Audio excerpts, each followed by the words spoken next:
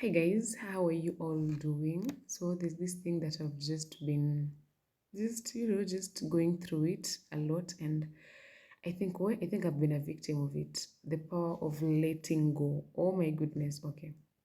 Really just letting go, it's always the hardest thing actually. I have struggled with just letting go people, of things, of seasons. I stay stuck in one season of which maybe it was supposed to end, but then I just stay in it because I don't want to let go of that season. I hold on to people so much, and maybe when it's time for them to just leave, I'm like, Apana, just stay, whatever, whatever. But then I'm like, mm-mm. I think I've been harming myself for some reasons because, let's talk about maybe season. It's a season, maybe it has been a season for you to just, like, it's been a season where you've been struggling a lot, a lot, a lot, a lot, a lot. But then when freedom comes, you feel scared to just leave your nest. It's like a bird.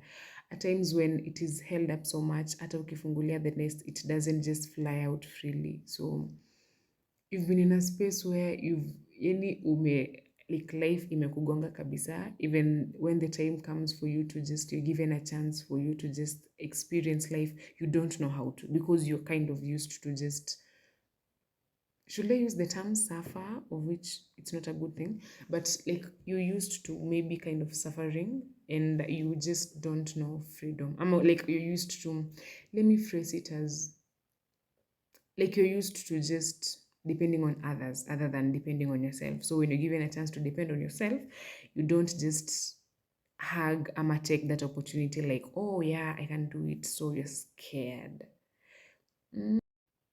Because, okay, I think the fact that people really don't discern the seasons in their life, that thing can really mess you up.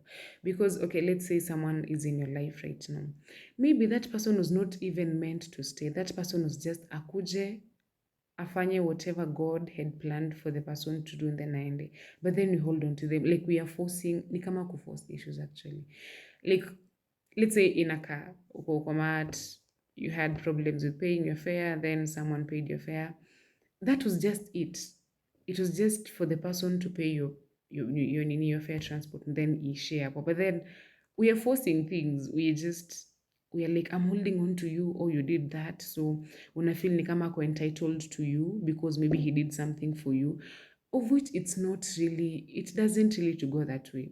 Let's say I come in your life, maybe kuna tu that one thing that God really wanted me to do in your life. I come in your life, maybe I'm there to just change how you view things. I'm there to maybe uplift you in an name, just in one, maybe in one thing in your life. I'm there to just impact you. But then wewe sasa juu you can't discern the things that maybe are happening around, you're like, we're vibing well, sijui tunafanya nini, like everything about us is just connecting, then you guys are like you confuse the times, and then end up with the wrong thing, end up with the wrong thing. There's someone who told me forever is long. Forever is a long time. Forever is always a long time. So maybe I come in your life right now. I'm not really, really, really meant to be your partner, but then something just happens and then you're like, I think you're meant for me. Mm-mm. Before you jump into a relationship, does that person really, really, do you think that person is really, really meant for you? I mean, it was just a season that the person was supposed to be in your life and then I ended. So I think we need to just maybe see the difference, kind of. So I think it's just high time for us to just pray and ask God, by the way, just God, give me a discerning spirit for me to be able to discern people who are meant to stay in my life and people who are just meant to be passers-by. Mtu mwenye alikuwa tu akuje, apite aende. So when you have that nini, when you have that spirit, I think you will really not hold on to people who are meant to pass, who are meant to just be going. So you end up like having a lot. Let's say you're there, you're having like a lot, you're holding on to a lot of things which were not even supposed to be held on to. They're supposed to be just let go, like ziende. Just, it's hard at times. I've been in a space where I've just been holding on to people who ilikuwa tu like wakuje, they do a certain type of thing, then waende. So I end up hurting myself. I end up hurting the other person. I end up hurting my, like, a lot is just wasted. Your time is wasted because maybe you are the right time, but with the wrong person. You are with the right person at the wrong time. So, like, just holding on to something so dear.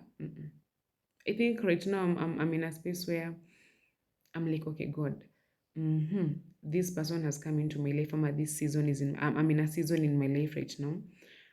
Am I meant to stay here for like a period of time? Am I meant to be here kabisa kabisa? Is this person meant to be here forever? Is this person meant to be here just for a short while? And I think when you just ask, whatever you ask God, be that akushoto, atakwambia, by the way, this one is not here to stay, this one is here to stay, this one is just here to just phew, apiteka amenda. So that we don't confuse and just hold on to things that are not really meant to be held on to. Mhm.